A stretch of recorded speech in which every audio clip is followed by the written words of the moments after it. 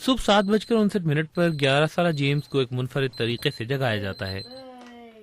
James کی قوت سماعت کمزور ہے اور ان کے کتے کرٹ کو انہیں بستر سے اٹھانے کی خصوصی تربیت دی گئی ہے۔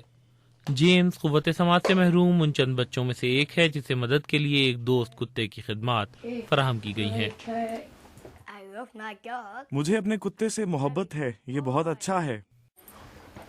کرٹ مختلف آوازوں اور احکامات کی تعمیل کے لیے خصوصی طور پر تربیت یافتہ ہے اور جیمز کی والدہ لوئیز کے لیے وہ ایک خدائی مددگار کی طرح ہے۔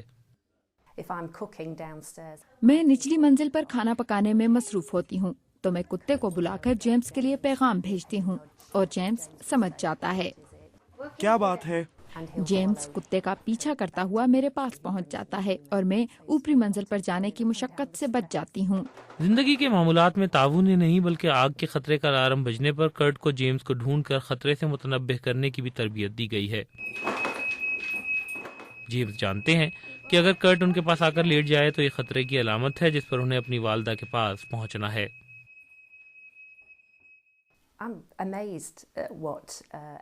میں حیران ہوں کہ ایک جانور انسان کے لیے اتنا کچھ کر سکتا ہے۔